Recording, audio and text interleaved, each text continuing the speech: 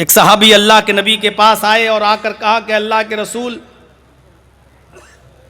बहुत तंगदस्ती है, बहुत गरीबी है, कुछ नहीं है मेरे पास, मैं कोई काम करना चाहता हूं, कोई काम बता दीजिए मुझे, मैं करूं। घर में बिल्कुल गरीबी की वजह से बहुत बुरे हालात हमारे गुजर रहे हैं। तो अल्लाह के नबी जनाब मोहम्मद रसूलुल्लाह सल्लल्लाहु अलैहि वसल्लम ने उससे पूछा, क्या तुम्हारा निकाह हो गया है? अब गौर से सुनिए, अल्लाह के रसूल पूछते हैं क्या तुम्हारी शादी हो गई, क्या तुम्हारा निकाह हो गया? तो वो सहाबी कहने लगे, नहीं अल्लाह के रसूल, मेरा निकाह नहीं हुआ, मेरी शादी नहीं हुई। तो आपने उससे कहा कि तेरे घर में बरकत आए तो कैसे आए, तेरी तो शादी नहीं हुई है, तुम गरीबी की शिकायत लेके मेरे पास आए हो, जाओ निकाह कर लो, शादी कर लो। कहा कि अल्लाह के रसूल, शादी करने से घर में बरकत हो जाएगी? कहा हां, जाओ। वो सहाबी गए और उन्होंने निकाह कर लिया। अब गौर से सुनिएगा, जब निकाह कर लिया तो एक हफ्ते के बाद आए, 15 दिन के बाद आए, 15 दिन के बाद कहा अल्लाह के रसूल निकाह कर लिया है, आपने कहा कुछ हालात सुधरे? अल्लाह के रसूल और बुरे हालात हो गए, आपने निकाह करा दिया, हम फंस गए। अरे अभी कम से कम आजाद थे, थोड़ा बहुत तो जो मिलता था खा लेते थे, अब तो शादीशुदा हूं, जो मुझे मिलता था वो बीवी को खिला देता हूं, और मैं तो अब कुछ नहीं मिल रहा मुझे, अब तो बीवी की भी जिम्मेदारी हो गई है और हालात वैसे के वैसे। अब कोई काम बताइए अल्लाह के रसूल, अब तो शादीशुदा हो गया हूं, बड़ी तंगदस्ती है मेरे घर में। अल्लाह के नबी ने थोड़ी देर सोचा और सोचने के बाद आपने उनसे फरमाया, ऐ नौजवान, एक काम करो, तुम एक निकाह और कर लो। कहा अल्लाह के रसूल, आप क्या कह रहे हैं? एक शादी कर ली मैंने, अंजाम देख लिया, अब आप कह रहे हैं एक और कर लो? आपने कहा नहीं नहीं नहीं, जरूर कुछ दाल में काला, पता नहीं खैरो बरकत कैसे नहीं हो रही। शादी के बाद तो बीवी खैरो बरकत लेके आती है, एक औरत खैरो बरकत के दरवाजे खोल देती है, फिर क्या बात है तुम्हारे घर में बरकत नहीं? नहीं, तुम एक और शादी करो। ठीक है, आप कह रहे हैं तो आपकी बात गलत थोड़ी होगी, मैं कर लेता हूं एक और शादी। इमाम अहमद अपनी मुस्नद में नकल करते हैं, उस साहबी ने एक और निकाह कर लिया। अब एक हफ्ते के बाद ही चले आए, 2 बीवी के मालिक बन गए, एक हफ्ते के बाद फिर चले आए। अल्लाह के नबी ने पूछा, कहो क्या हाल है? सर नीचे कर लिया। आपने कहा कोई बरकत नहीं हुई? कहा अल्लाह के रसूल, आप बरकत की बात कर रहे हैं, यहां हरकत बंद होने वाली है दिल की, अटैक ना पड़ जाए मुझे, मामला बड़ा गंभीर हो गया, अब तो 2-2 बीवी की जिम्मेदारी है, पहले से कुछ नहीं था और आपने एक और शादी करा दी मेरी। अल्लाह के रसूल, जब घर पे आता हूं तो बीवियों की सुनना पड़ता है और बाहर जाता हूं तो कोई काम नहीं मिलता, मुझे कोई काम बताइए वरना ये दोनों बीवियां मेरी खबर ले लेंगी। अब मुझे काम बताइए, आप ही ने कराया है दोनों शादी, अब आप ही रास्ता निकालिए। आपने थोड़ी देर सोचा और थोड़ी देर ठहरने के बाद, सोचने के बाद कहा, नौजवान, मेरा मशवरा है कि तुम एक शादी और कर लो, अब तो आपे से बाहर। अल्लाह के नबी, आपके कहने से 2 कर चुका हूं और आप एक और? अब नहीं। नबी अकरम ने कहा कि अब मैं तुमसे चौथी के लिए नहीं कहूंगा, जाओ ये मेरा वादा है, लेकिन एक और कर लो। पता नहीं तुम्हारे यहां क्यों खैर बरकत नहीं हो रही है, इंशाअल्लाह जरूर होगी। उसने कहा ठीक है, मर तो वैसे ही रहा हूं, अब आप कह रहे हैं चौथी के लिए नहीं कहूंगा, तो चौथी में बिल्कुल नहीं करूंगा। आपने कहा मत करना, लेकिन तीसरी तो करो जाके। उसने तीसरी शादी भी कर ली और तीसरी शादी करने के बाद अब 1 महीने के बाद आया। अल्लाह के नबी ने कहा क्या हाल है? पहली शादी की तो 15 दिन के बाद आए, दूसरी शादी की तो हफ्ते भर बाद चले आए, तीसरी शादी की तो अब 1 महीने के बाद। क्या हाल है? अल्लाह के रसूल अल्हम्दुलिल्लाह बड़ा अच्छा हाल है, बहुत अच्छी गुजर रही है, खैरो बरकत का। अल्लाह के रसूल बरकत ही बरकत। वो कैसे? कहा अल्लाह के नबी तीसरी बीवी जो मेरे घर में आई वो एक हुनर जानती है।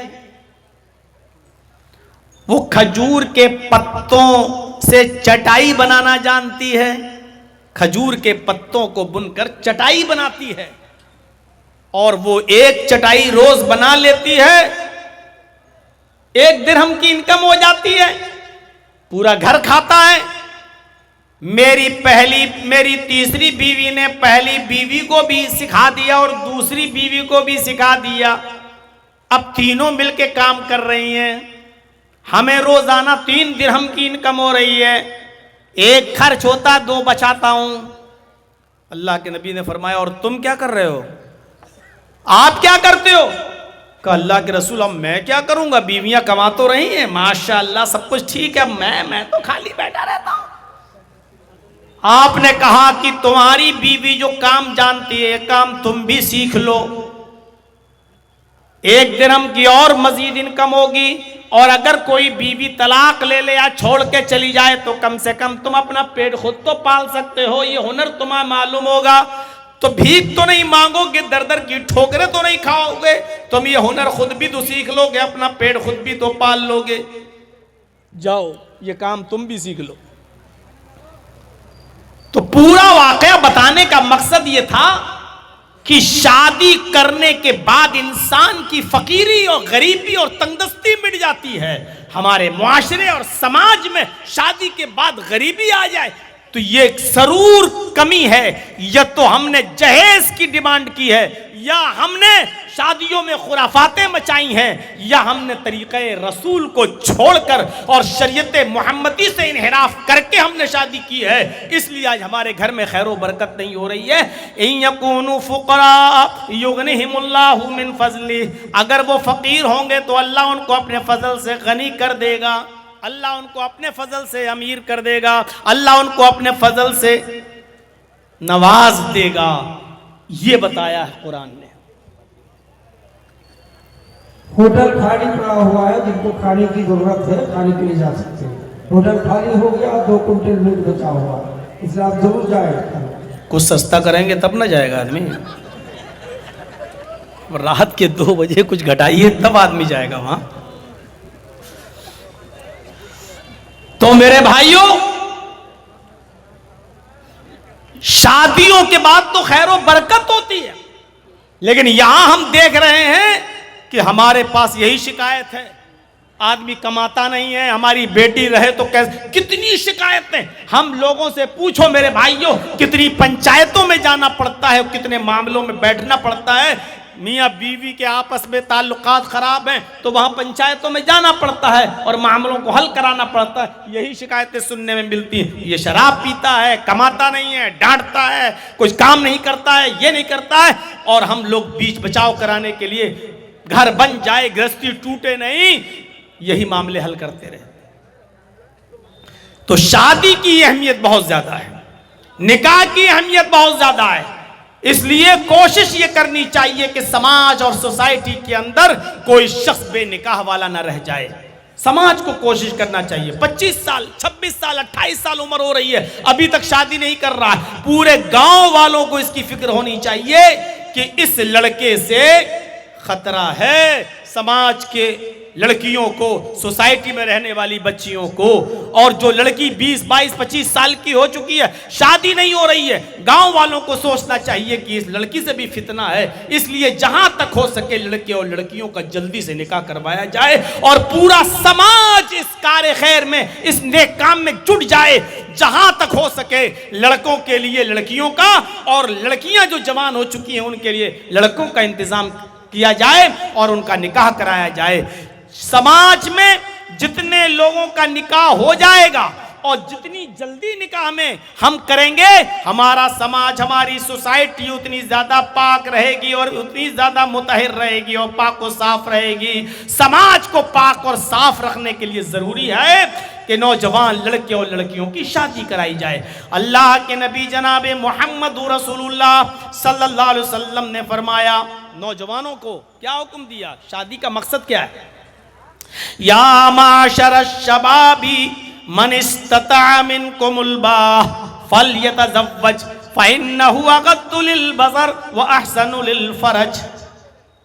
क्या प्यारी बात कही अल्लाह के रसूल ने। यही मुआशरे की पाकी और सफाई है।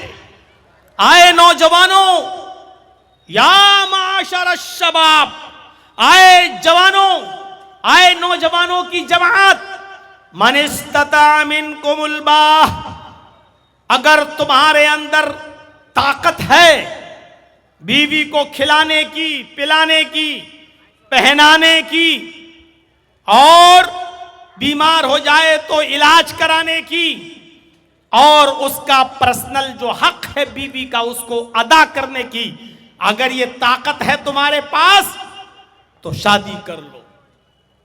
देखिए निकाह में क्या चीज बताई जा रही, ये ताकत होनी चाहिए। बस खिलाने की, पिलाने की, बीमार हो जाए तो इलाज की, कपड़ा देने की, और उसका जो पर्सनल हक है बीवी का उसको अदा करने की। ये नहीं कहा इतना सोना हो, इतनी चांदी हो, इतने जेवरात हो, इतने कपड़े हो तब जाकर निकाह होगा, ये नहीं कहा, बल्कि जो चीज जरूरी है वो बताई। अलबाअत के अंदर ये चीजें शामिल हैं। कितनी? खिलाना, पिलाना, बीमार हो तो इलाज कराना और कपड़ा देना और उसका पर्सनल हक। अगर ये तुम अदा कर सकते हो फलयतज़व्वज, तो तुम निकाह कर लो। और उसके बाद निकाह का फायदा बता दिया। निकाह क्यों किया जाता है, उसकी वजह क्या है? फ़इन्नहु अग़द्दु लिलबसर व अहसनु लिलफरज। निकाह करने के बाद इंसान की निगाहें झुक जाती हैं। अग़द्दु लिलबसर, शादी से इंसान की निगाहें, निकाह करने वाले की निगाहें झुक जाती हैं। मतलब समझ रहे हो इसका? इसका मतलब यह है कि जब वो शादी कर लेता है तो दूसरों की मां, बहन और बेटियों पर गलत नजर नहीं डालता। शादियां करने से निगाहें झुक जाती हैं। कितना साफ सुथरा और मुहज्जब जुमला इस्तेमाल किया अल्लाह के रसूल ने। निकाह करने से, शादी करने से निगाहें झुक जाती हैं। निगाह झुकने का मतलब यह है कि कौम और समाज के अंदर जो लड़कियां, जो माएं, बहनें, बेटियां हैं, उनकी तरफ वो ताक झांक नहीं करता। फ़इन्नहु अग़द्दु लिलबसर, शादी करने के बाद निगाहें झुक जाती हैं। दूसरों की मां, बहन, बेटियां उसके शर से महफूज हो जाती हैं। और दूसरा फायदा, वह अहसनु लिलफरज, और शादी करने के बाद निकाह करने वाले की शर्मगाह की हिफाजत भी होती है। यानी फिर वो गलत जगह पर मुंह नहीं मारता फिरता है। शादी के बाद ये पाकीज़ा रिश्ता उसके साथ हो जाता है। मेरे साथियों, गौर कीजिए निकाह पर कितना उभारा है। अभी आएंगी बातें आगे कि निकाह में क्या होना चाहिए और निकाह में कितनी सादगी होनी चाहिए और निकाह के अंदर ज़रूरी चीज़ें क्या क्या हैं। और हमारे समाज में 25 साल से ज़्यादा का अरसा हो चुका है मेरे भाइयों तकरीरें करते हुए, और पूरे बिहार में यही वो जगह है, यही वो जगह है जहां जर्जीत साहब की सबसे पहली तकरीर पूरे बिहार में कहीं हुई थी तो यही हुई थी तीतवारी में, जब मौलाना तौहीद साहब ने हमको यहां बुलाया था। वो वक्त भी था। सोचिए कि उस दौर से लेकर अब तक कितना साल का अरसा गुजर चुका है, और पूछा जाए तो इतने सालों के अरसे में हमारे दरमियान चेंजिंग क्या आई है, हमारे दरमियान तब्दीली क्या आई है। न जहेज में कमी आई, न शादियों में सादगी आई, बल्कि उस जमाने में उस जमाने के हिसाब से जहेज लिया और दिया जाता था, और आज के जमाने में उस जहेज में इजाफा और हो गया है। उस जमाने में साइकिल की डिमांड ज्यादा थी, आज के जमाने में मोटरसाइकिल की डिमांड, यानी बढ़ा है, घटा नहीं है। हमारे हर समाज और सोसाइटी में इस बात पर गौर होना चाहिए। क्या चीजें देखना चाहिए लड़की के अंदर और क्या चीजें देखना चाहिए लड़के के अंदर? आइए दो हदीसें आपके सामने पढ़ता हूं। पहले लड़की के अंदर क्या देखा जाए और दूसरी हदीस लड़के के अंदर क्या देखा जाए। हदीस आपके सामने रखता हूं। तो उनका हुलमरातुल अर्बाइन लिमालिहा वलिहस्बिहा वलिजमालिहा वलिदीनिहा फस्फर बिजातिद्दीन।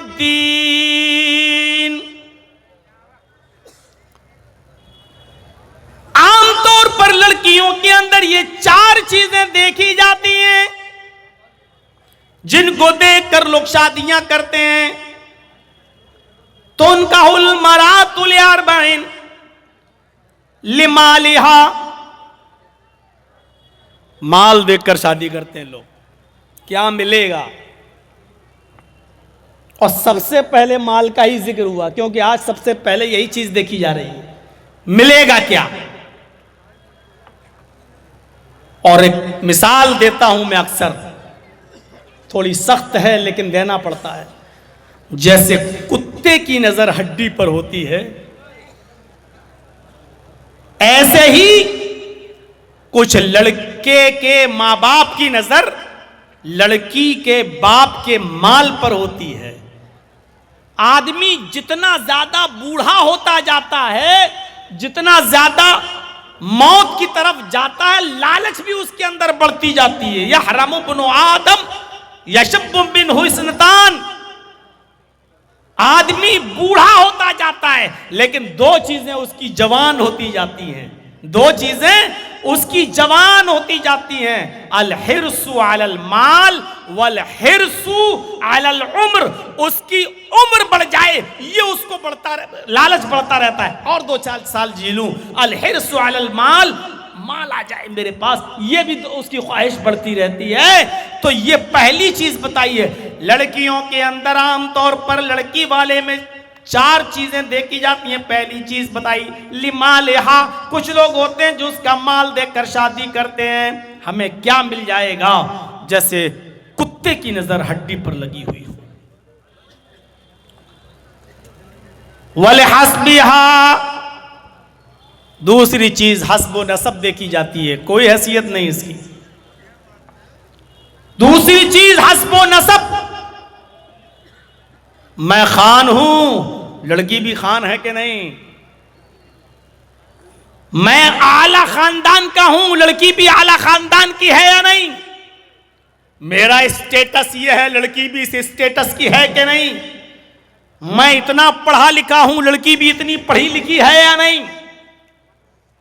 मेरा घर 5 मंजिल है, लड़की का घर भी इतना है कि नहीं। हस्बो नसब। और अल्लाह के नबी ने फरमाया, अला कुल्लु शैइन मिन अमरिल जाहिलियती तहता कदमैया मौजून। खुतबा हज्जतुल विदा में आपने फरमाया था, जमाने जाहिलियत की सारी चीजों को मैंने अपने पैरों से रौंद डाला, अपने पैरों से कुचल डाला। अब जमाने जाहिलियत की कोई भी चीज अब राइज नहीं की जाएगी। लेकिन अल्लाह के नबी ने यह भी फरमाया, अरबउन फी उम्मती मिन अमरिल जाहिलियती ला यतरुकुनहुन्ना। 4 चीजें मेरी उम्मत के अंदर ऐसी हैं जो जमाने जाहिलियत से आई हुई हैं, लेकिन मेरी उम्मत उनको नहीं छोड़ेगी। है तो वो गंदी, है तो वो बुरी चीज, लेकिन मेरी उम्मत उन्हें नहीं छोड़ेगी। 4 चीजों की तरफ इशारा फरमाया था, अरबाउन फी उम्मती मिन अमरिल जाहिलिया। 4 ऐसी चीजें हैं जो जमाने जाहिलियत की हैं, जो जाहिलियत के जमाने से चली आ रही हैं। मैंने उनको अपने पैरों से रौंद तो डाला, लेकिन मेरी उम्मत उनको छोड़ेगी नहीं, मेरी उम्मत उनको तर्क नहीं करेगी। यानी कयामत तक मेरी उम्मत के अंदर वो 4 चीजें पाई जाएंगी, लेकिन ये मैंने अपने पैरों से रौंद दी हैं। आपने फरमाया, अल फख्रु फिल अहसाब। पहली चीज हसब में फख्र करेगा।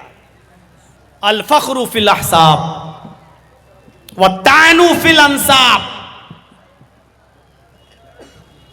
वल इस्तिस्काउ बिन नुजूम व नयाहतु, ये 4 चीजें बताई जो जमाने जाहिलियत से चली आ रही हैं और मेरी उम्मत में भी चली आएंगी।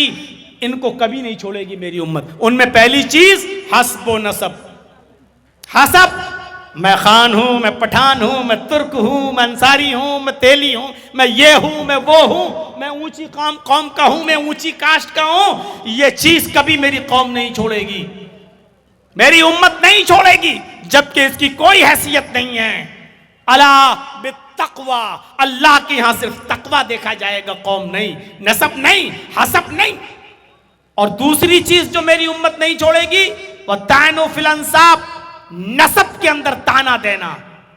अच्छा वो, अरे मैं उसके साथ शादी करूंगा, अरे नहीं नहीं, अरे वो तो फकीर बिरादरी का है, अरे वो तो मियाँ बिरादरी का है, अरे वो तो गिरी हुई कौम का है, अरे वो तो लो कास्ट का है, मेरी तो नाक कट जाएगी इतने बुरे खानदान में। वो नसब में ताना देगा, दूसरी चीज। और तीसरी चीज वल इस्तिस्काउ बिन नुजूम, मेरी उम्मत सितारों को देखकर बारिश हासिल करेगी। यानी सितारा देखे, कहीं ये सितारा निकला है, इसका मतलब बारिश होगी, सितारों से बारिश हासिल करेगी। ये तीसरी चीज भी मेरी उम्मत में नहीं छूटेगी। और चौथी चीज वह नयाहतु, नौहा करना और मातम करना, किसी के मर जाने पर मातम करना, रोना, ये मेरी उम्मत नहीं छोड़ेगी। आज भी देख लीजिए, किसी का जवान बेटा मर जाए, छोटा बच्चा मर जाए, माएँ खिलौने निकाल लाती हैं, ओढ़नी इधर गई, कपड़ा इधर गया, सर सीना पीट रही हैं, करीबान चाक कर बेटा चला गया, ये खिलौने से कौन खेलेगा। रोती हैं, चीखती हैं, चिल्लाती हैं, गरीबान चाक करती हैं, बाल नोचती हैं। वह नयाहतु, मेरी उम्मत नौहा और मातम करना भी नहीं छोड़ेगी, जबकि यह हराम है इस्लाम के अंदर। तो ये 4 चीजें नहीं छोड़ेगी। तो वल हस्ब, 4 चीजें देखकर शादी करते हैं लोग लड़की के अंदर। लिमालिहा, पहली चीज क्या देखी जाती है, माल। दूसरी चीज क्या देखी जाती है, हसब व नसब, वले हस्बिहा, हस्ब व नसब। और तीसरी चीज लड़की की क्या देखी जाती है, वले जमालिहा, खूबसूरती, खूबसूरत कितनी है, खूबसूरती देखकर शादी करते हैं। 3 चीजें। और चौथी चीज की तरफ अल्लाह के नबी इशारा कर रहे हैं, वलिदीनिहा, दीनदारी देखकर भी शादी की जाती है। 4 चीजें बताने के बाद आपने फरमाया फज़फर बिज़ातिद्दीन, ओ लोगो दीनदारी को तरजीह दो, ओ लोगो दीनदार लड़की को अव्वलियत दो, फौकियत दो, उसी को दर्जा दो। यानी ये 3 चीजें मत देखो। हाँ, किसी में चारों चीजें पाई जाए तो बहुत अच्छी बात है, लेकिन तरजीह किसको दो। ये नहीं कहा कि खूबसूरती मत देखो, ये नहीं कहा कि हस्ब व नसब न ठीक है देखो, लेकिन अगर किसी के अंदर हस्ब व नसब नहीं है, अगर किसी के अंदर है आप खूबसूरती नहीं है, अगर किसी के अंदर लिमाल क्या क्या कहा, माल और दौलत नहीं है, देने की ताकत नहीं है, लेकिन अगर कोई लड़की दीनदार है तो फिर 3 चीजें मत देखो, दीनदारी देखो और दीनदारी को मायार बनाओ। और इसी दीनदारी को देखकर अपने बेटे का निकाह उस बेटी के साथ, उस लड़की के साथ कर दो। लड़की के अंदर दीनदारी देखो। फज़फर बिज़ातिद्दीन, दीन को तरजीह दो। हजरत उमर फारूक का वो मशहूर वाक़या आपको मालूम होगा। हजरत उमर फारूक रात की तारीकी में गश्त कर रहे हैं, रात के अंधेरे में निकल कर जा रहे हैं, देखते हैं कि किसके घर में चूल्हा जला, किसके घर में चूल्हा नहीं जला। हजरत उमर फारूक रात में एक घर के पास से गुजरे जहां एक बूढ़ी औरत की आवाज आ रही थी, और वो बूढ़ी औरत जोर जोर से कह रही थी अपनी बेटी से कि बेटी उठो, बेटी उठो, अंधेरा है, इस अंधेरे का फायदा उठाओ। हम लोग दूध का बिजनेस करते हैं, दूध बेचते हैं, इसलिए दूध में पानी मिला दो। बेटी उठो, दूध में पानी मिला दो। वो बेटी उठती है और जोर से अपनी मां से कह रही है कि मां, मैं दूध में पानी नहीं मिलाऊंगी। हजरत उमर ने मुनादी की है, उमर फारूक का ऐलान हुआ है, अमीरुल मोमिनीन ने ऐलान जारी करवाया है, अगर दूध में पानी मिला हुआ किसी के यहां मिलता है तो ऐसे शख्स को कड़ी से कड़ी सजा दी जाएगी।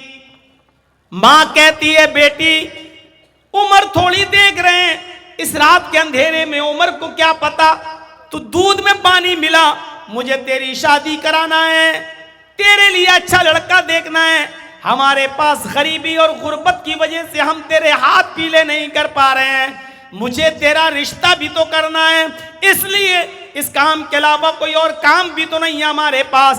बेटी तुम दूध में पानी मिलाओ, उमर थोड़ी देख रहा है, उमर को क्या पता कि हमने दूध में पानी मिलाया है, जाओ, मैं कह रही हूं तुम दूध में पानी मिलाओ। बेटी चीख कर कहती है, मां उमर नहीं देख रहा है तो क्या हुआ, उमर का रब तो देख रहा है, हम उमर के सवाल जवाब से तो बच जाएंगे, लेकिन कयामत के दिन अल्लाह के सवाल और जवाब से कैसे बचेंगे। मां मैं दूध में पानी नहीं मिलाऊंगी, उमर नहीं देख रहा तो क्या हुआ, उमर का रब तो देख रहा है।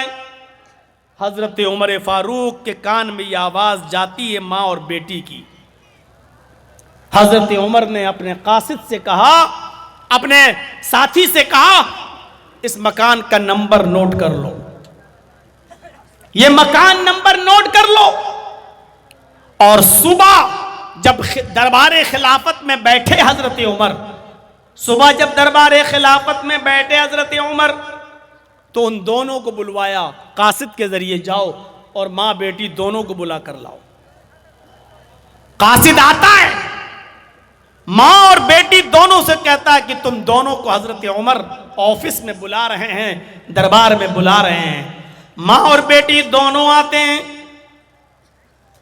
हजरत उमर ने पूछा मां से, बुढ़िया से, कल तुम दूध में पानी मिलाने की बात कर रही थी, क्या हुआ? बुढ़िया समझ गई कि हजरत उमर को पता चल गया, अब मुझे सजा दी जाएगी। बुढ़िया सफाई पेश करने लगी, अमीरुल मोमिनीन, हाँ मैंने दूध में पानी मिलाने के लिए कहा था, लेकिन मेरी बेटी ने दूध में पानी नहीं मिलाया। हजरत उमर ने कहा, मैं ये भी जानता हूं कि तेरी बेटी ने दूध में पानी नहीं मिलाया, मैं जानता हूं, इसलिए तो तुम दोनों को मैंने यहां बुलाया है।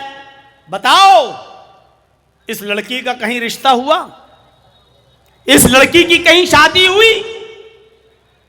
कहा, नहीं अमीरुल मोमिनीन, मुझ जैसे गरीब लोगों को रिश्ता कहां मिलता है, गरीबी ने मजबूर कर दिया, इसलिए अभी इस लड़की का रिश्ता नहीं कर पाई, मैं कर दूंगी जल्दी। हजरत उमर फारूक ने कहा कि तुम्हें रिश्ता देखने की जरूरत नहीं है, मेरा बेटा खाली है और मैं अपने बेटे के लिए तुम्हारी बेटी का हाथ मांग रहा हूं, इसलिए नहीं कि तुम गरीब हो, बल्कि सिर्फ इसलिए कि तेरी बेटी से शादी अपने बेटे के साथ मैं इसलिए कर रहा हूं क्योंकि तेरी बेटी दीनदार है, ये उमर से नहीं उमर के रब से डरती है, ये उमर से नहीं उमर के रब से डरती है, और मैं यही चाहता हूं कि लोग उमर से नहीं उमर के रब से डरने वाले बन जाएं। तेरी बेटी को उमर का खौफ नहीं है, उमर के रब का खौफ है, इसलिए मेरी बहू बनने के लायक है, मेरे बेटे की बीवी बनने के लायक है, मैंने अपने बेटे के लिए तेरी बेटी को पसंद किया है। कहने लगी, मजाक मत करो अमीरुल मोमिनीन। हजरत उमर ने कहा, नहीं मैं मजाक नहीं कर रहा हूं, मुझे दीनदार लड़की की जरूरत है, जो दीनदारी मैंने तुम्हारी बेटी के अंदर देखी है। हजरत उमर ने अपने बेटे का निकाह उस लड़की के साथ कर दिया। गौर कीजिए, ना हस्बो नसब देखा, ना माल देखा, ना हुस्नो जमाल देखा, खूबसूरती देखी, कुछ नहीं देखा, सिर्फ यह देखा कि वो लड़की उम्र से नहीं, उम्र के रब से डरती है, दीनदार है, अल्लाह वाली है, नेक है। हजरत उमर ने अपने बेटे का निकाह उस लड़की के साथ कर दिया। अंदाजा लगा सकते हैं आप खैर और बरकत आए कहां से आज हमारे घरों में। हमने दीनदारी को मायार बनाना छोड़ दिया है। ये तो लड़के वालों को हुक्म है कि लड़की के अंदर दीनदारी देखो। अब एक हदीस में आपके सामने पढ़ने जा रहा हूं जिसमें अल्लाह के नबी सल्लल्लाहु अलैहि वसल्लम लड़कियों वालों से कह रहे हैं, आए लड़कियों वालों, तुम्हारे पास जब कोई दीनदार लड़के का पैगाम आए तो उस पैगाम को तुम रायगा और बेकार न जाने देना। तुम्हें भी दीनदार लड़के के साथ अपनी बेटी का निकाह करना है। इज़ा ख़तबा इलैकुम मन तरज़ौना दीनहु व खुलुक़हु, इज़ा ख़तबा इलैकुम मन तरज़ौना दीनहु व खुलुक़हु फ़ज़व्विजूहु इल्ला तफ़अलूहु तकुन फ़ितनतुन फ़िल अर्ज़ि व फ़सादुन अरीज़। ये है वो हदीस। अल्लाह के नबी जनाब मोहम्मद रसूलुल्लाह सल्लल्लाहु अलैहि वसल्लम ने लड़कियों के माँ बाप से फरमाया, लड़कियों के माँ बाप को हुक्म दिया, आए लड़कियों वालों, आए लड़कियों के वली, आए लड़कियों के सरपरस्तों, आए लड़कियों के माँ बाप, जब तुम्हारे पास तुम्हारी बेटी के लिए, तुम्हारी बेटी से रिश्ते के लिए किसी लड़के का पैगाम तुम्हारे घर पे आए और वो लड़का दीनदार हो और वो लड़का बाखलाक हो, हैं, बाखलाक हो, तरज़ौना दीनहु व खुलुक़हु, उस लड़के का दीन और उसका अखलाक तुम्हें पसंद आ जाए, यानी उस लड़के की दीनदारी में तुम्हें कोई शिकायत नजर ना आए, उस लड़के के नेक होने में और बाखलाक होने में तुम्हें कोई कमी नजर ना आए, तो आए लड़कियों वालों, अपनी बेटी का निकाह उस लड़के के साथ कर दो। उसका पैगाम अपने घर से खाली मत जाने देना, उस लड़के का पैगाम अपने घर से खाली मत लौटाना, उसके इरादे को मत तोड़ना, उसके पैगाम को मत लौटाना। हस्बो नसब देखते हुए, अपनी स्टैंडर्ड देखते हुए उस दीनदार लड़के के साथ अपनी बेटी का रिश्ता ठुकरा मत देना, अपनी बेटी का निकाह उस लड़के के साथ कर देना। फ़ज़व्विजूहु, अपनी बेटी का निकाह उसके साथ कर देना। और फिर वार्निंग दी, केयरफुल किया, इल्ला तफ़अलूहु तकुन फ़ितनतुन फ़िल अर्ज़ व फ़सादुन अरीज़। आए लड़कियों के माँ बाप, आए लड़कियों वालों, अगर उस लड़के का पैगाम तुम्हारे घर से खाली चला गया, अगर तुमने अपनी बेटी का निकाह उस दीनदार लड़के से नहीं किया, तो जमीन के ऊपर फितना फैल जाएगा। तकुन फितनतुन फिल अर्ज़, जमीन पर फितना फैलेगा, वह फसादुन अरीज़, और लंबा चौड़ा फसाद बर्पा हो जाएगा। यानी दीनदार लड़के तुम्हें नहीं मिलेंगे तो बदकिरदार बदकमाश लड़कों से जब तुम अपनी लड़कियों का निकाह करोगे तो जमीन में फितने देखोगे, तलाक के फितने और फसाद तुम जमीन के ऊपर देखोगे। इसलिए दीनदार लड़के का पैगाम अगर तुम्हारी बेटी के साथ तुम्हारे घर पे आ जाए तो तुम्हें उसको ना उम्मीद नहीं लौटाना है, उसको हर हाल में तुम्हें अपनी बेटी का निकाह उस लड़के के साथ कर देना है। लीजिए साहब, कितना जबरदस्त हुक्म है लड़कियों वालों को।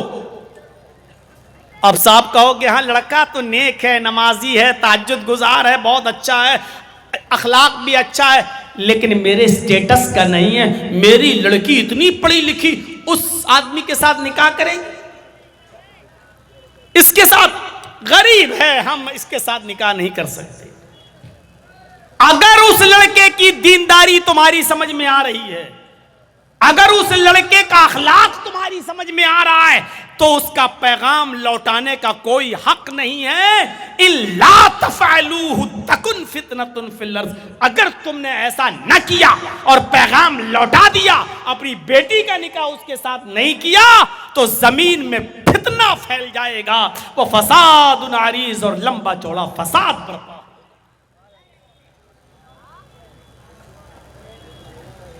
हर मुसलमान को गौर करना चाहिए, यहां जो बैठे हैं सबको, और जहां तक मेरी आवाज जाए,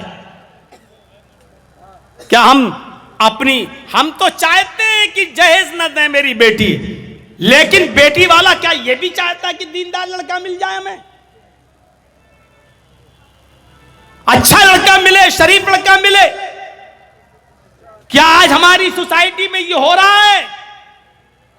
और नहीं हो रहा है तो ये कब होगा? एक लंबा अरसा गुजर चुका है मेरे भाइयों, तकरीरें और जलसे और जुलूस, रोजाना इश्तिहार देख लो, रोजाना पंफलेट देख लो, रोजाना इजलास देख लो, लेकिन सुधार कितना है यह हर इंसान अपने गरीबान में मुंह डालकर देखे और झांके। शादियों के नाम पर कितना खर्चा, निकाह के नाम पर कितना खर्चा, बारात के नाम पर कितने आदमियों की शिरकत। इन्ना आज़मन निकाही बरकतन आइसरुहा मऊनतन। अल्लाह के नबी सल्लल्लाहु अलैहि वसल्लम फरमाते हैं कि सबसे ज्यादा बाबरकत निकाह तो वो होता है, इन्ना आज़मन निकाही बरकतन, बरकत के एतबार से सबसे अच्छा निकाह और सबसे बड़ा निकाह तो वो है, सबसे ज्यादा बाबरकत निकाह तो वो है आइसरुहा मऊनतन, जिसके अंदर खर्चा सबसे ज्यादा कम हो, जिसके अंदर खर्च सबसे ज्यादा कम हो, वो सबसे बड़ा बाबरकत निकाह माना जाता है, सबसे अच्छा निकाह माना जाता है शरीयत के अंदर। लेकिन आज हमारे समाज और सोसाइटी में यह देखा जाता है कि उसने अपनी बेटी की शादी में कितना खर्च किया, उसने अपने बेटे की शादी में कितना खर्च किया। आज खर्च से मायार देखा जाता है कि किसकी शादी अच्छी हुई, किसकी बुरी। अल्लाह के रसूल ने अच्छी और बुरी शादी, बाबरकत और गैर बरकती शादी की निशानदेही बता दी है। आपने फरमाया इन्ना आज़मन निकाही बरकतन ऐसरुहा मऊनतन, बरकत के एतबार से सबसे अच्छा निकाह वो है, सबसे बड़ा निकाह वो है, सबसे बाबरकत निकाह वो है जिसके अंदर खर्चा सबसे ज्यादा कम हो। यानी जिस शादी में खर्चा जितना कम होगा वो उतना ही बाबरकत निकाह होगा। इसका उल्टा मफहूम अगर आप निकालेंगे तो इसका उल्टा मफहूम ये निकलेगा, जिस निकाह में खर्चा जितना ज्यादा होगा वो बरकत के एतबार से उतना ही खाली होगा।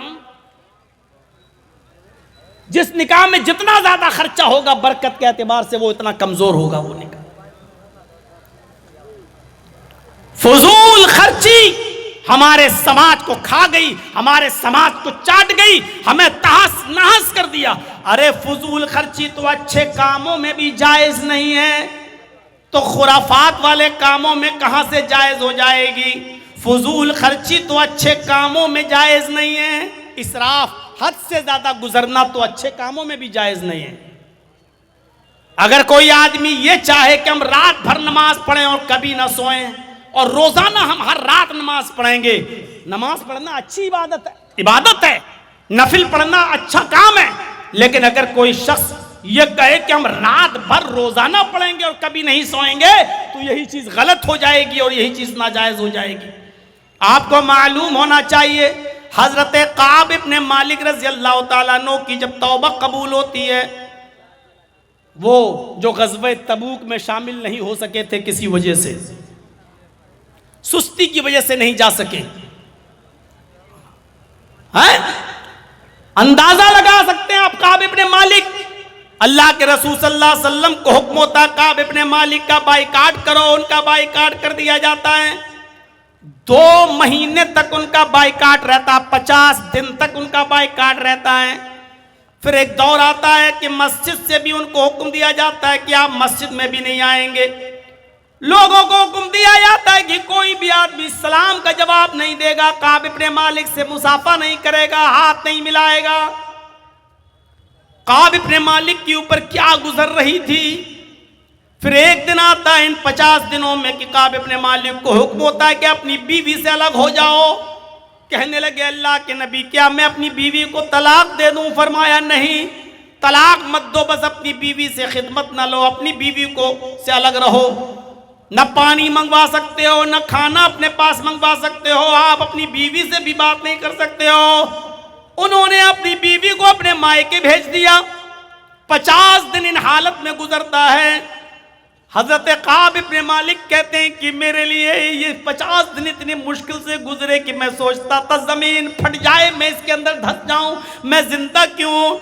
कभी मैं किसी से सलाम करता था तो कोई मेरे सलाम का जवाब भी नहीं देता था, क्योंकि अल्लाह के नबी सल्लल्लाहु अलैहि वसल्लम ने लोगों को मना कर दिया था। 50 दिन के बाद उनकी तौबा कबूल होती है और अल्लाह ताला ने वही नाजिल की।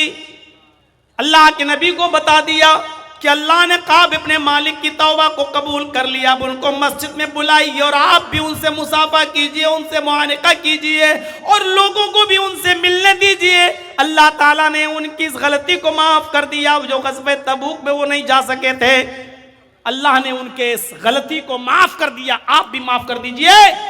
एक कासिद आता है और काब इब्ने मालिक से कहता है, काब अल्लाह के नबी ने आपको बुलाया है, मस्जिद के अंदर मौजूद हैं, नबी अकरम ने आपको बुलाया है, अल्लाह ताला ने आपकी तौबा को कबूल कर लिया। हजरत काब कहते हैं कि उससे बड़ा खुशी का दिन मेरे लिए कोई दिन नहीं था। दौड़ते हुए मस्जिद के अंदर आए, अल्लाह के नबी जनाब मोहम्मद रसूलुल्लाह से मुसाफा किया, आपसे मुआनका किया, आपके गले लग गए। मारे खुशी में कहने लगे, अय अल्लाह के नबी आज मैं इतना खुश हूँ कि दिल करता है कि अपना सारा का सारा माल सदका कर दूं। सदका करना कितनी बड़ी इबादत है, सदका करना कितना अच्छा काम है, सदका करना कितना अच्छा काम है। लेकिन अल्लाह के नबी सल्लल्लाहु अलैहि वसल्लम ने फरमाया, अम्सिक अलैका बाज़ मालिक, आए काब इब्ने मालिक तुम अपना सारा का सारा माल सदका नहीं कर सकते हो, सारा का सारा माल अल्लाह की राह में खैरात नहीं कर सकते हो। अपने पास कुछ माल रोक लो ताकि तुम दूसरों के सामने हाथ ना फैलाते फिरो, तुम दूसरों के सामने भीख ना मांगते फिरो। हजरत काब इब्ने मालिक कहते हैं, जब मेरी तौबा कबूल हुई तो मैंने अल्लाह के रसूल से कहा, आज मैं इतना खुश हूं कि मैं अपना सारा का सारा माल अल्लाह की राह में सदका करना चाहता हूं। सदका करना अच्छा काम, लेकिन अल्लाह के नबी ने यहां पर भी उनको रोक दिया और फरमाया कि सारा का सारा माल सदका नहीं कर सकते। यानी तुम फकीर बन जाओगे, मोहताज बन जाओगे। जब अच्छे काम में फजूल खर्ची जायज नहीं है, अच्छे काम के अंदर इसराफ जायज नहीं है, तो शादियों में, ब्याह के अंदर और दीगर नाजायज कामों के अंदर फजूल खर्ची करना कहां से जायज हो जाएगा। हम अपने मुआशरे पर नजर डालें, हम अपने समाज पर नजर डालें, हम अपनी सोसाइटी पर नजर डालें, हम बुरे कामों में फजूल खर्ची कर रहे हैं, जबकि इसराफ, फजूल खर्ची तो अच्छे कामों में भी जायज नहीं। साद इब्ने अबी वक्कास का मामला सुना होगा और ना सुना हो तो सुनिए। साद इब्ने अबी वक्कास की एक ही बेटी थी, साद इब्ने अबी वक्कास की एक ही बेटी थी, बीमार हो गए। अल्लाह के नबी उनकी आयादत के लिए उनके घर पहुंचे। जब अल्लाह के नबी साद इब्ने अबी वक्कास से उनके मिलने के लिए, आयादत के लिए उनके घर पहुंचे तो बड़े खुश हुए साद इब्ने अबी वक्कास और कहने लगे, अल्लाह के नबी सल्लल्लाहु अलैहि वसल्लम, मेरी एक ही बेटी है और अल्लाह का शुक्र है कि अल्लाह ने मुझे बहुत माल से नवाजा है, अल्लाह ने मुझे बहुत दौलत से नवाजा है, मेरे पास किसी चीज़ की कमी नहीं है, इसलिए मैं अपना सारे के सारे माल की वसीयत करना चाहता हूँ। क्या मैं अपने सारे माल की वसीयत कर दूँ? अल्लाह के नबी सल्लल्लाहु अलैहि वसल्लम ने फरमाया, नहीं, आए साद, तुम्हारे लिए अपना सारा का सारा माल की वसीयत करना जायज़ नहीं है। तुम अपना सारा का सारा माल सदका और खैरात नहीं कर सकते हो, उसकी वसीयत नहीं कर सकते हो।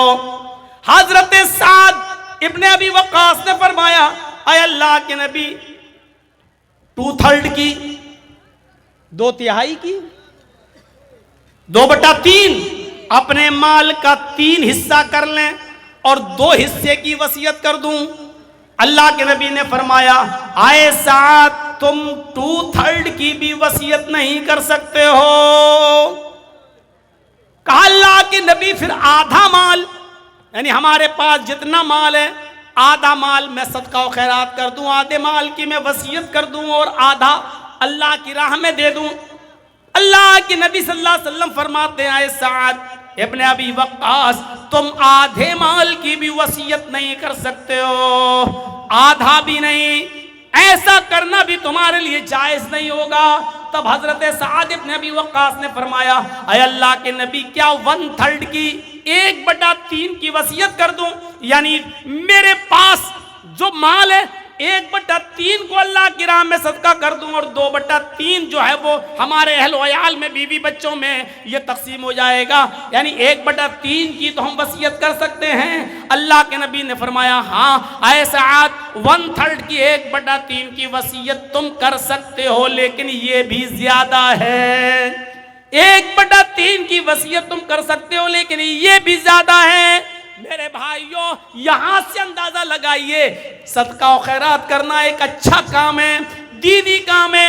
गरीबों और मिस्कीनों में देना ये अच्छा काम है, दीनी काम है। लेकिन अल्लाह के नबी हजरत साद को सारा का सारा माल सदका नहीं करने दे रहे हैं, 2/3 भी नहीं करने दे रहे हैं, आधा माल भी सदका नहीं करने दे रहे हैं। जब 1/3 की इजाजत मांगी कि 1/3 की मैं वसीयत कर देता हूं और 2/3 मेरे इंतकाल के बाद मेरे वरसा में तकसीम होगा, तब अल्लाह के नबी ने फरमाया, हाँ ठीक है, 1/3 की वसीयत कर सकते हो, ये तुम्हारे लिए जायज है, लेकिन ये भी ज्यादा है। अब हम और आप अंदाजा लगाएं, सदका और खैरात एक अच्छा काम है, लेकिन फजूल खर्ची उसमें भी इसराफ ज्यादा जायज नहीं है। जब नेक और अच्छे काम में इसराफ जायज नहीं है तो कहां जायज होगा?